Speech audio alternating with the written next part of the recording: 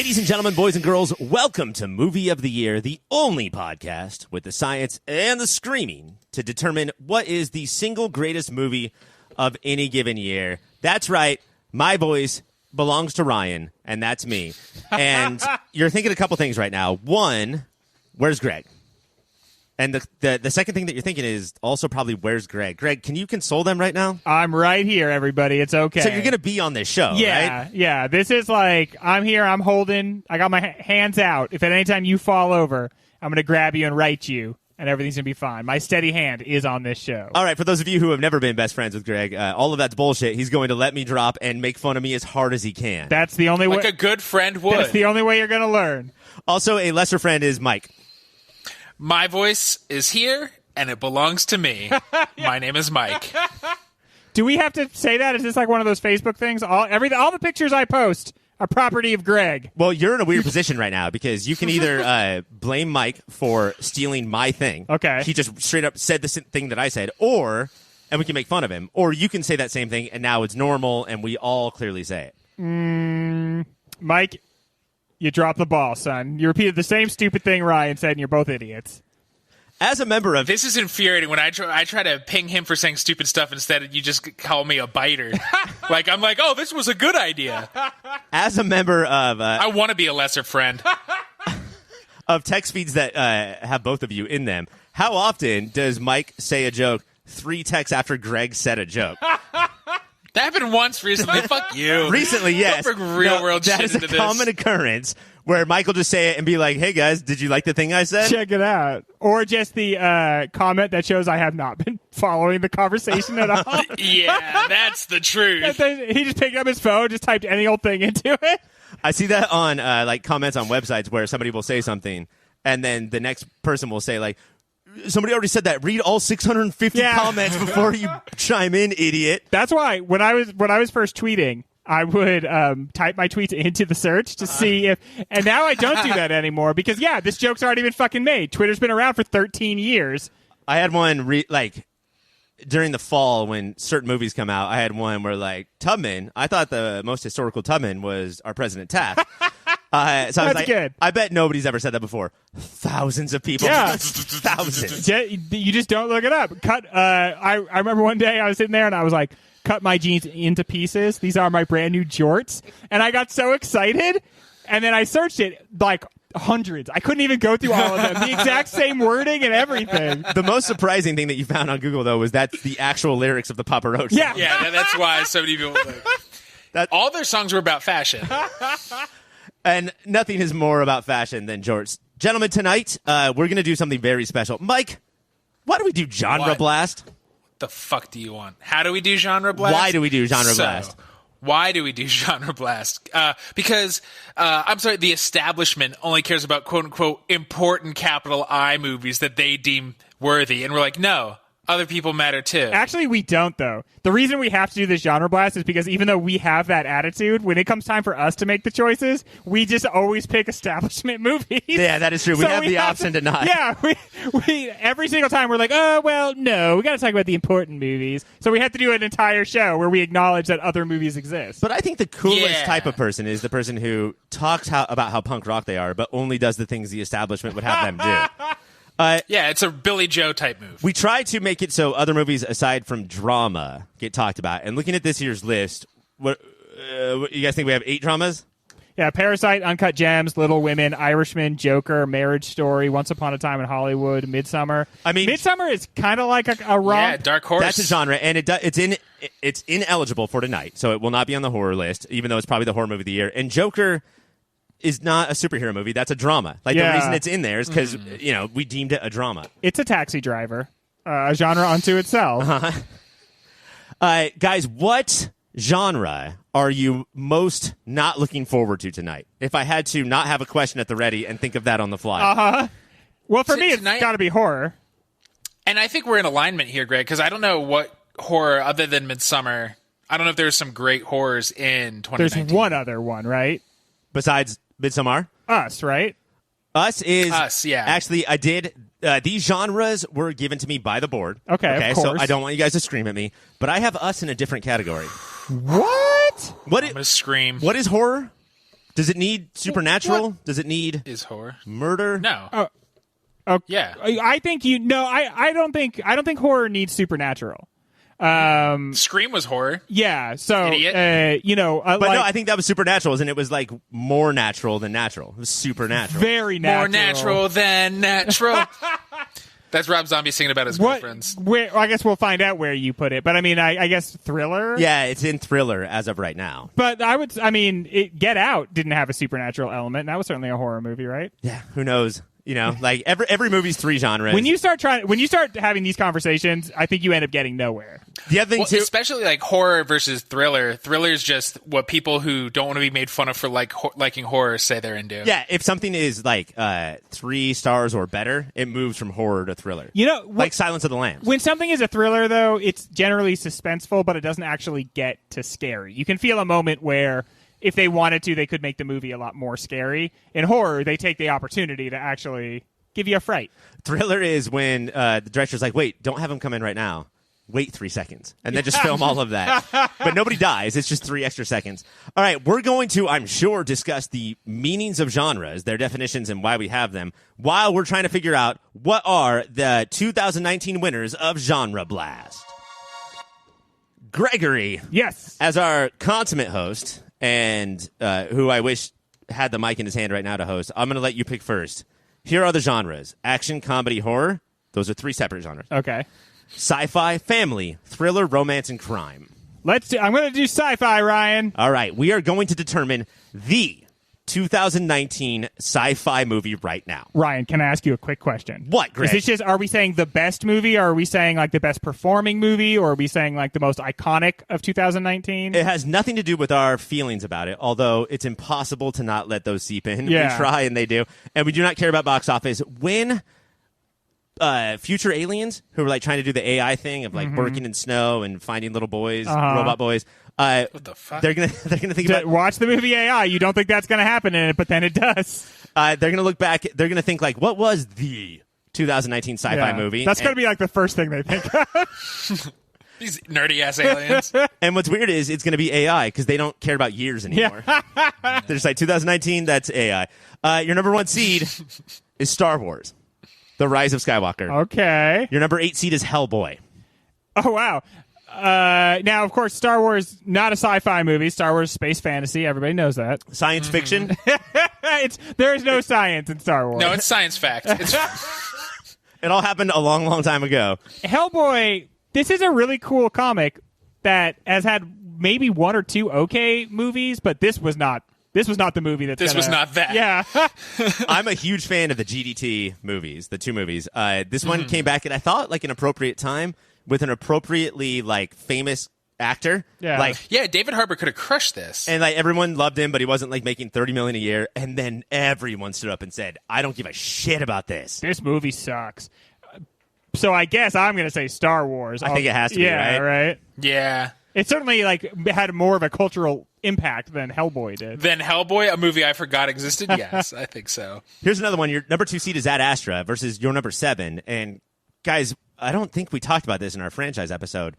Terminator Dark Fate came out, and this was supposed to save the franchise. Snap. Oh, yeah. This was supposed to be like its triumphant return. It's got Linda Hamilton in it, right? Lindy Hams. Because I said, watching the preview, oh, this is what they needed. Like, this is why Terminator Genisys didn't work. No Linda Hamilton. But still, everybody was like, fuck And it you. had our girl from *Halt and Catch Fire*. Yes. Cameron Howe. Toby Mackenzie McGillis. Phillips. Toby McGillicuddy. But this is another one where it's like, I forgot this movie existed. Yeah. And I saw a lot of movies in 2019. A whole lot of them. So, and what was the other one? Ad Astra. Ad Astra. Okay.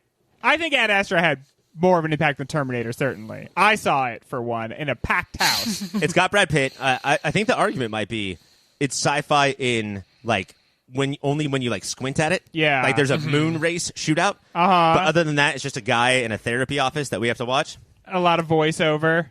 Well, I think therapy is science fiction. In real life, it doesn't actually help anybody. Terminator was almost, like, aggressively forgotten so hard. Yeah. That, like, I think it has to be Ad Astra, though. Yeah, for sure. It was erased from our memories. As we go through this, you guys might figure out that it wasn't the best year for sci-fi. Your number 3 seed is Alita Battle Angel Okay. versus Men in Black International. Wow. Oh, at least around these parts, Alita Battle Angel has to take. I'm so surprised the amount of conversations about Alita Battle Angel in my life. Yeah, well, Taylor's not here, so we don't have to pick it. There are things to appreciate about Alita Battle Angel. It is super cheesy, super corny, and dumb in most ways, but it was kind of cool. It was a fun time at the movies, but it was, just one of these like aggressively dumb action sci-fi movies. But certainly better than the other one. Yeah, I think Men in Black was also aggressively forgotten. It was a weird... The Men in Black neuralizer came around and made us forget about half of these movies this year. How would you even remember that if that happened, if you have been neuralized? I have seen it. Maybe I got double neuralized. I've seen 2 huge pushes on Twitter. One is for an Alita sequel. Like, please just... Like, I promise we'll go to the theater this time if you make it. Versus, please no more Men in Blacks. So then I think it has to go to Alita. As somebody said recently on one of our shows, if you can't take Chris Hemsworth and Tessa Thompson, like your franchise cannot be saved if you can't bring in those heavy hitters and still not manage to save it. Thor was on the outs, and then they had those 2 together, and then we got Ragnarok. Your final battle for sci-fi of the first round is Godzilla King of the Monsters versus Dark Phoenix. I think we're going to finally not go chalk. Nobody liked it, but I think more people saw and talked about Dark Phoenix than King of the Monsters. Yeah, for sure, right? It's weird how Dark Phoenix is in sci-fi, where every other superhero movie, and there were a lot, is in action. Is there something more sci-y, fight-y in Dark Phoenix? They literally go up into... It's aliens. Like, they go up into space, and then she gets infected with an alien, and then a bunch of other aliens come. But in terms of, like, X-Men space missions, they're right by Earth when it happens, and they scoot right on back. Yeah, they're like, oh, never mind. And this is expensive. They pulled a Yui? It does the thing that like every comic book movie that has gone into space recently has done. Like, they go into space, and someone's like, guess we're doing space missions now. It's like, bitch, I have seen that line so many times. Please stop saying it. I'm sorry that when you go into space, you have to be cool about it. But from this point forward, whenever anybody's going to space, all they can say is like, all right, neat. Or at least say the line of like, oh, I guess I have to say that line right now about how we're going to do space missions now. All right, so Godzilla goes away, even though that has sequels coming out, and Dark Phoenix is done. So that sucks for Godzilla. What I'm learning is that this was not a good year for No, these were all terrible. No. So next up, we have Star Wars versus Dark Phoenix. Star Wars. Yeah. And then Ad Astra versus Alita Battle Angel. I say Ad Astra. Here's why it was a bad year for sci-fi movies. Because Ad Astra was supposed to be our, like, Contact or our... Interstellar. Yeah. And Arrival. Instead, it was an absolute... Arrival. Yes. That one was good. Arrival was a dope movie. A sci-fi movie for adults. Yeah. Instead, it was really kind of a stinky piece of shit. And so it's like it is what shows us that it was such a bad year for sci-fi, and because of that, I think it should move on. But okay, so like representative of what a stinky year this was. Yeah, because then it'll be this versus Star Wars, and it'll be like, yes, that's fitting. But I think that there's a lot of people, not enough, but a lot of people who like really, if I may, stan Alita, where no one gives a shit about Ad Astra. Like, people tried to come out and they tried to be passionate, and no one gives a fuck. I would watch that moon. Like the driving across the moon, that did deliver. Yes, it did. That was a good scene. And then there are things that happen in this that make you say, this isn't, like you pointed this out, Ryan, part of what makes it not be science fiction is the science in the movie is really busted because it's kind of just like you're trying to do the Heart of Darkness thing in space. And so you're going to make the science conform to whatever you need. And most of the time in this movie, you're like, I don't think that's how that works, actually. Which is why we appreciate like loose adaptations. Yeah. Instead of being like Brad Pitt saying like, and then next in Heart of Darkness, this happened, and now I will go here. Mike, I think you have the final vote: Alita versus Ad Astra. I gotta go. I think Alita made a bigger cultural imprint. And would Ad Astra have been better if it was Ed Asner? Yes, that's what I always think is the Ad Asner biopic. Now, this is interesting because in our finals, Alita is small but beloved. Yeah. Star Wars is huge but behated. Behated. Much like Marie Antoinette. But, like, does Alita stand a chance here? I don't think based on our criteria it does. I don't think we're supposed to be like, biggest sci-fi movie was Alita Battle Angel. Yeah, I mean, like, and then if we want to get, like, calculating, like, what was the budget, what did each make? But I think Alita still didn't make that much, and Star Wars still made a fuck ton. So that doesn't... Yeah, it's impossible to take down the behemoth that is Star Wars. I think that the way that we should do this is, like, the anti-Avatar. what in 5 years, 10 years, 20 years, what won't be Avatar, just totally forgotten, what will still be talked about. And I think that for a lot of reasons, good and bad, it has to be Rise of Skywalker. Yeah. Yeah, in 5 years, people are going to be like, oh, yeah, Alita Battle Angel. That's so weird because people didn't really care for that movie, but now there's that whole park at Disneyland, the Alita Battle World. So, Star Wars, congratulations. You are our sci-fi movie of 2019. Michael, you're up next. Action, comedy, horror, family, thriller, romance, crime. You know what we never do enough of? Romance. Romance. Let's romance the stone, baby. Okay, let's fall in love with the rock. Your number one seed, and this is from Letterboxd, is Portrait of a Lady on Fire. Oh, man, I want to see this movie so bad, and I never got a chance. You know what I was thinking about doing? Just saying that I saw it. I'm just going to start telling people I watched it, and it was really good. I feel like we have a friend, a shout out to Tompkins, who will tell you his reviews of movies he hasn't seen. And he sounds like a big idiot. Yeah, that's the most ridiculous thing you can do. Except when I'm going to do it right here, I really feel like I'm going to love this hauntingly beautiful movie that at times made me feel angry, but still ultimately confirmed my love of beauty. And I know, like, it seems like homework, like it's vegetables, it's hard to watch, but like the beauty of each shot takes you away so much that you can't be but like swept away by its glory. That's going up against What Men Want, a remake of What Women Want, starring Taraji P. Henson as in the Mel Gibson role. No, thumbs down. So, guys, what is the least like Avatar? Because Avatar is forgettable, so it's what's more memorable. And also, like, I think what we want is fairly clear. I think we have a culture that expresses our wants basically nonstop. Like, it's not the idea of what do women want is supposed to be hard because women are supposed to be enigmatic and because society has spent less time like reflecting on women's lives. What men want, look around you. I think this is the world that we build. This horrific bullshit. All this nonsense is apparently what we wanted. I think it's obvious that what men want is more glorious symphonies of cinema, like Portrait of a Lady on Fire, my favorite movie of all time. As always, we speak for men. So, Portrait moves on. Your next matchup is number 2, Long Shot, with Charlize and Seth versus... Oh, that was this year? Fuck, this was a long year. It was. Versus Atlantics, a movie that we all know to be on Netflix. Yeah. And we all mean to see. Like Long Shots. We can't wait for that long plane ride. I've been told Long Shots is better than you would think. Well, you don't know the name of the movie. It's Long Shot. That's what I said. You're thinking of the coming sequel, Long Shots. Yeah. It's about their baby. Long Shot 2, Long Shots. But yeah, this I think was the first theatrically released romantic comedy in a while that like people were like, I'll go see it. Not a lot, but some. I think this has to move on. Yeah. It's got both Seth Rogen and Charlize Theron. At equal parts of their career.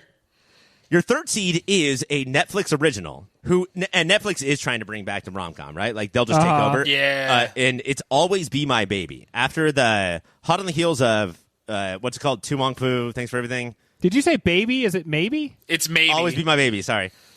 Did I say baby again? You just did it again. Yeah. What's your deal? Baby? There's no babies involved. Baby Be My Baby. What's the one with the little girl who, like, and all of her letters get sent out? To All the Boys I've Loved Before. And Julie Newmar. To All the Boys 2, P.S. I Love You, Julie Newmar just came out. And it was fun. It was fun. Always Be My Babe. Maybe. What is your deal? Maybe you'll get this one right. Baby, baby, baby. Is going against Last Christmas, where Khaleesi is like a jerk, and then the preview made everyone know that it was a ghost, and then it turns out it was a ghost. Always Be My Maybe, with the dad from Fresh Off the Boat and Ali Wong and Keanu was a fucking delight. This has to move on. Yeah, this movie actually made people happy, and people talked about how it made them happy. Nobody saw Last Christmas and was like, man, it just feels good. There's an argument based on like our criteria that Always Be My Maybe. Nice. First try. Should be in our top 8. Like, yeah, the way that they watched these two actors together, that everyone saw it because it was on Netflix. The Keanu Reeves thing. So yeah, that one might be hard to beat. Your final matchup of the first round is Isn't It Romantic? A movie that Greg, both and I have seen. It was the one with what's her name? Rebel Wilson. Rebel Wilson. Satire of rom-coms. Perfect premise. Poor execution. versus The Souvenir, a movie that is about Tilda Swinton's best friend, wrote and directed it. Starring Tilda Swinton's daughter? Starring Tilda Swinton's daughter, and she did not receive the script. Everyone else did, and she just received letters that Tilda Swinton's best friend wrote in college when the movie took place. Based on what Ryan said of A Portrait of a Lady, an Artist on Fire, I don't think he's seen The Souvenir. I think he's just like, I could just string them along and make shit up. And they'll be like, whoa. That's profound. I, for one, have seen and loved Maybe Be My Portrait of a Baby on Fire, and it's wonderful. Neither one of these have the biggest social ripple. No. As you said, isn't it romantic? It just felt like any moment now this movie's really going to turn out. They're going to start making these jokes work. Everything just felt like a missed opportunity. But someone that we like is in it and was really good in it, but now I can't remember who. So Burt Reynolds. Burt Reynolds. It was Burt Reynolds. Really did a great job in David this. Schwimmer? Chris Hemsworth? No, it's don't even worry about it. Oh, no, you know who it is? The lady from Glee. The lady from Glee, the blonde one. Jane Lynch. Betty Gilpin. Betty Gilpin. Wait, not from Glee, from Glow. Glow, excuse me. We did This is fun for everybody. This is just good radio is what this is. But Betty Gilpin was in it, and I thought she was really good. She was. Also, Chris Hemsworth was good. He has a couple times where he's trying to be romantic and then turns around in a leading man way, but like knocks over a person carrying a tray or something. But like it's hard to move The Souvenir on, yes? Yes. Okay. Sure. Well nigh impossible. So I agree with you guys. it's Portrait of a Lady on Fire versus Isn't It Romantic? Well, we know how much we're going to like Portrait of a Lady on Fire. Uh-huh. Yeah. I watched it in the last, and it's amazing. Yeah, we've only said things So about romantic. it that are going to be borne out by actually watching it. Why don't I cut both of those movies? I know this is breaking bracket rules. And let's just go to Long Shot versus Always Be My Maybe. Always be my maybe. Always be my maybe. Long Shot. People talk the shit out of it, and it had that fake band. It has a lot of songs that slap. I've listened to their 3 songs that they released a bunch of times throughout this year. By Always and the Be My Maybes. Yeah. Also, 2019, I think we're as crazy about Keanu Reeves in 2019 as ever. He's going to He's at bacon status. And He's spraying to every field, right? Like John Wick is still a thing. He's going to be Cyberpunk. He's going to be in the video game. Yeah, so it's like they announced that Bill and Ted were coming back. Mm-hmm. So that seems like a fit. And this movie was a very big part of that. the thing that's crazy too is that like a lot of people want to talk shit on non-theatrical releases, but for Always Be My Maybe to fight through all of the rest of what's dumped on Netflix and like find an audience is very impressive. You know, like that takes a ton of word of mouth. So I'm sorry, Longshot. I thought you were very good.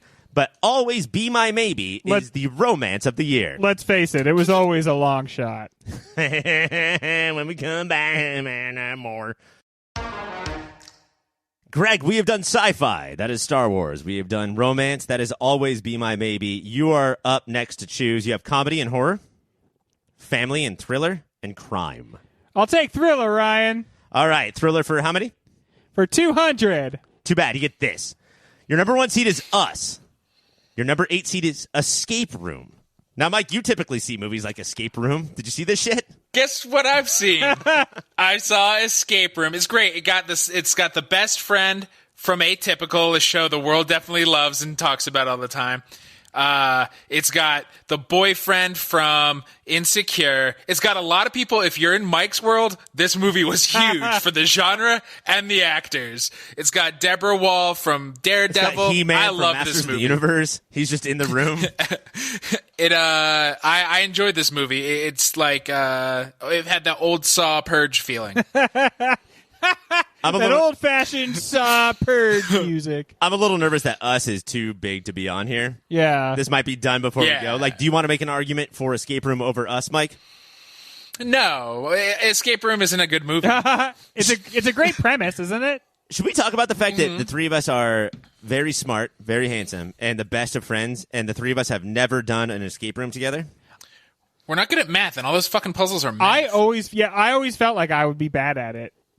So I don't do things that I'm bad at. Yeah, which why is would why you I don't do do that? most Yeah. things. I don't play soccer. The puzzles in the movie Escape Room, I could do, because that's like clues and putting things together. The puzzles in a real Escape Room is all math, which is my Boo. Yeah, man, I've never met anybody worse at math than you. You are stupid. Your number 2 seed. Shut and guys, again, the thriller category is all over the place. Your number 2 seed is The Lighthouse. Okay. Your number 7 seed is The Report, which is a very I don't know, docudrama procedural with Adam Driver trying to like put all the papers together about who should go to jail in the I have government. these papers. Here's your report.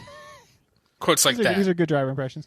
I was into that movie, and then I heard there's a bunch of scenes with torture in them, and I decided not to watch it.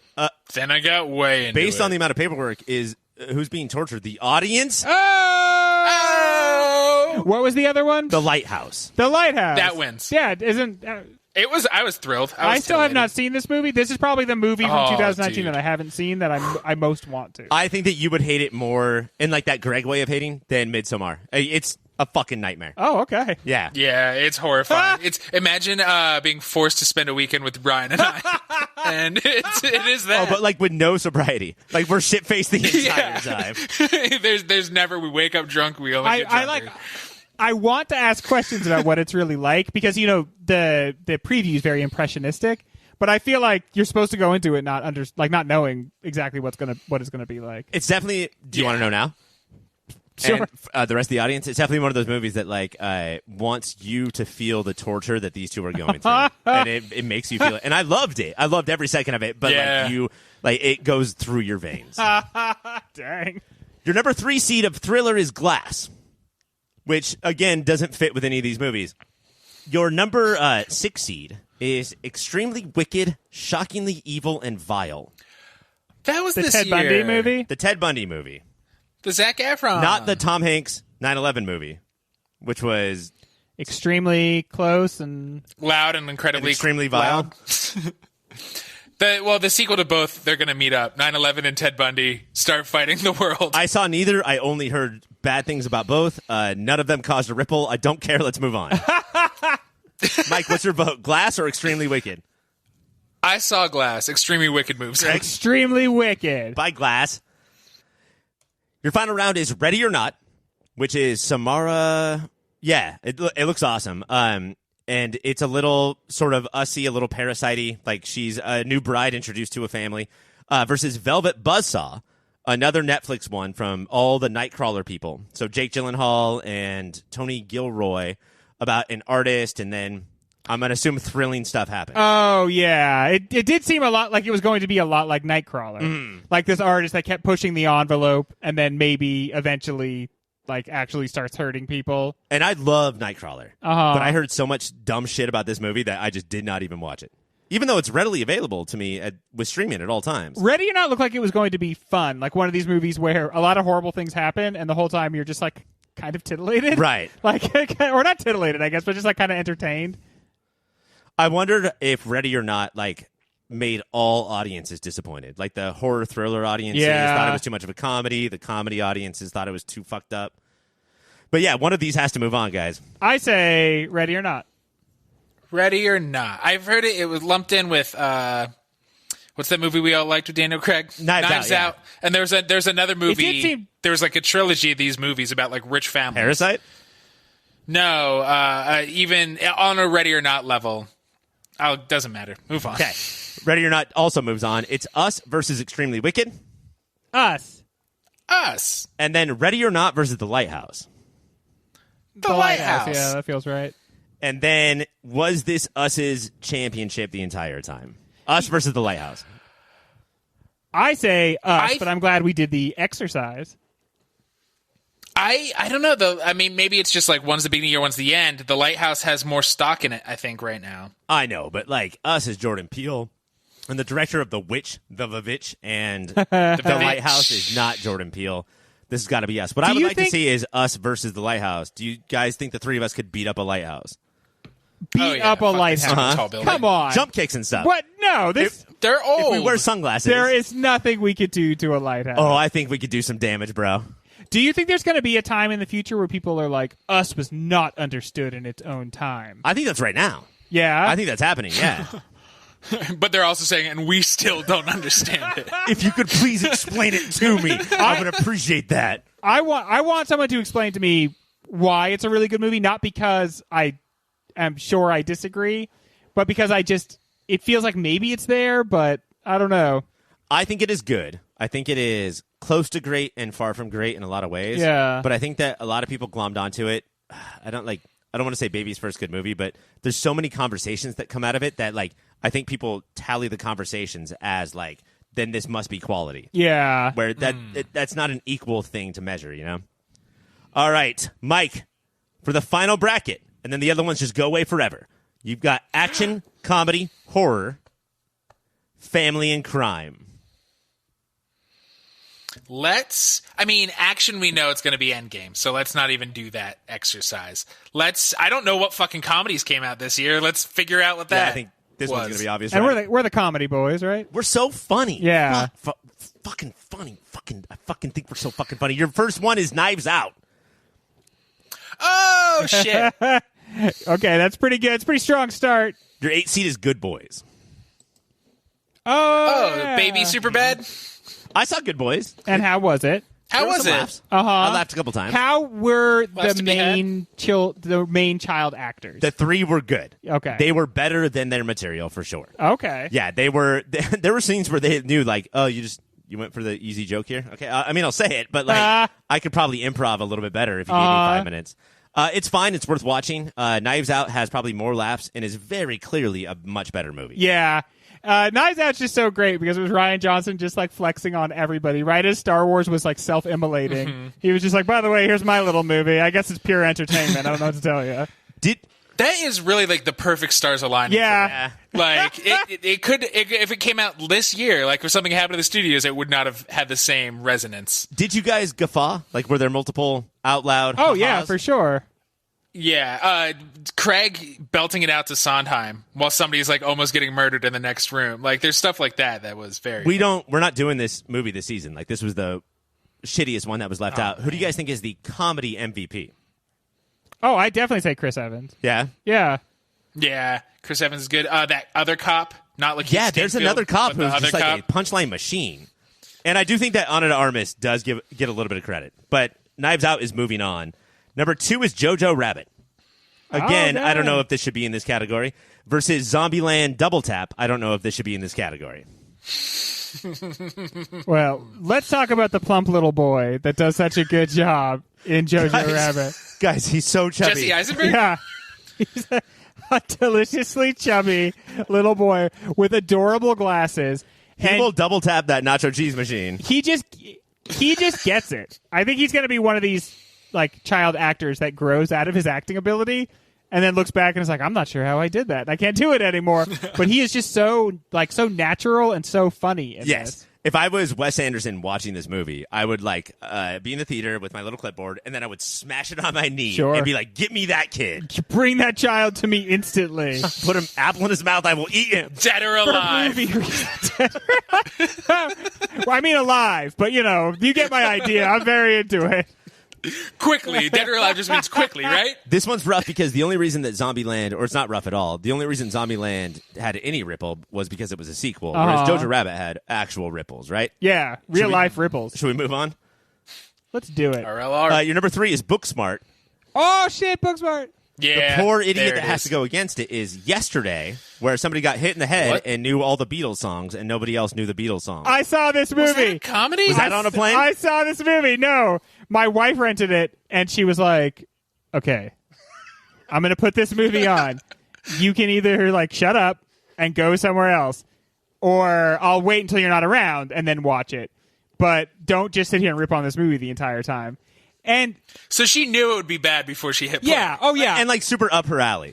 yeah. I don't think I think it's obvious that it's going to be a flawed movie, and so I will say, starting from that position, it goes in there and it's a workmanlike movie and it earns some laughs and it's about how we like the music of the Beatles and maybe a couple of kind of unexpected things happen. Many expected things happen. It's not that bad, but it's not a movie like Booksmart where the entire time you're just so excited and happy and it feels like this is what movies are supposed to be. This is what they're supposed to show you. This is like how it's supposed to feel to watch them. It's nothing like that. It's one of those movies that's like, the time is now. You wish that it was 2 hours from now. Why don't you put this on and I will take you through that journey. Travel through Honestly, time. sometimes you're about to put on a movie and you're like, okay, I'm going to put on a movie, but I want one where I can look at my phone almost the entire and time. not feel guilty. Yeah, I'm not exactly. missing the director's, themes and stuff. I had that same movie, and it was about music, but I'm a bigger Bruce fan than Beatles fan. So I had that movie Blinded by the Light. Okay, yeah. And it was the same thing. And like, I enjoyed it, would never recommend it to anyone else. Wait, is Blinded by the Light about somebody getting hit in the head, waking up, and nobody knows Bruce Springsteen? It is not that far off. Like, it is basically that. If this is a new subgenre of movies, I'm into it. Let's do it until people are like, nobody remembers the Crash Test Dummies but me. But Booksmart almost made our top 8. Yeah. I'm going to say it's Booksmart. Booksmart Yes. being like, very much our type of movie.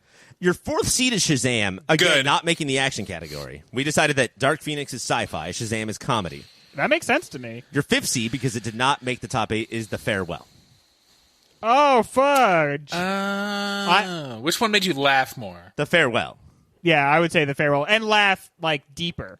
There are funny things in Shazam, a lot of funny things. But The Farewell, that's a movie that, I don't know, you connect more with emotionally, and that leads to better humor.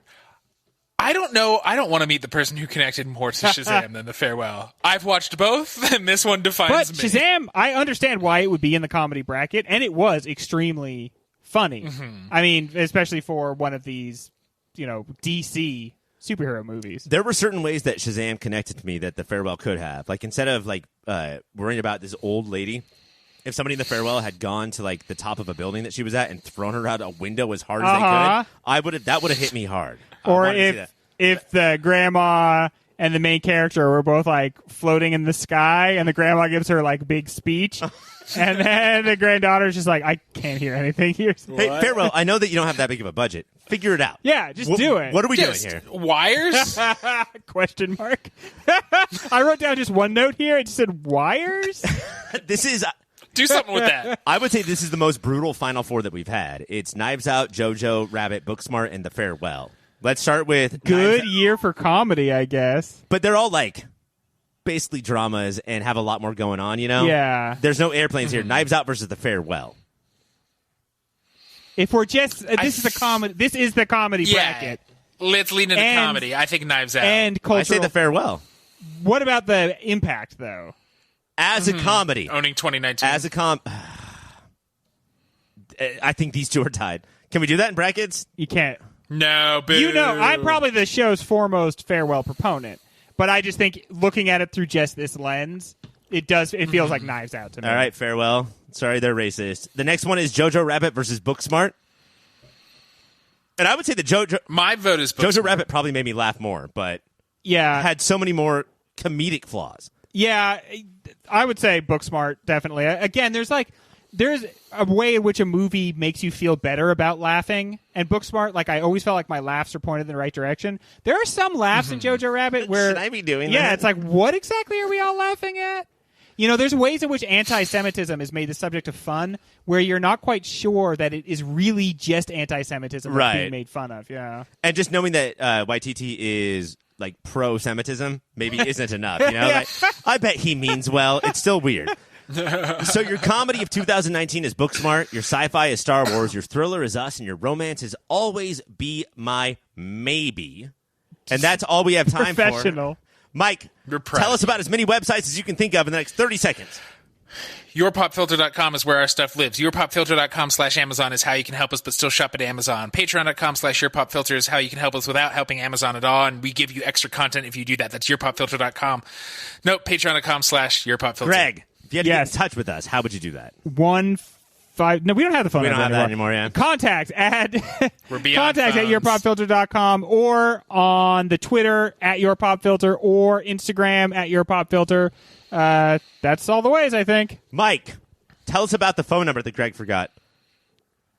Once upon a time, there was a DJ who also became a Mike, tell us about doctor. But he woke up and he was a the other robot. Pop Filter shows that we have. We have the superhero show where Cassie from the Unnatural 20s leads Ryan and myself by the hand through every single TV based on comic All right. books.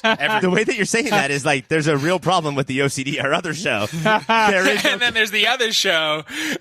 There is no Greg. There is no Cassie. There's only Zool. And we go through and talk about every episode of the OC. and which one of us is Zool? Have we decided yet? No, that's the real Okay, because fight. I'm Zool. Every friendship group has Zool. one You're Zool. Dana. and one Dana. You're Gozer at best, Keymaster. That was a double Ghostbusters insult. Now I have to float above your bed and blow you. Thank you so much for listening.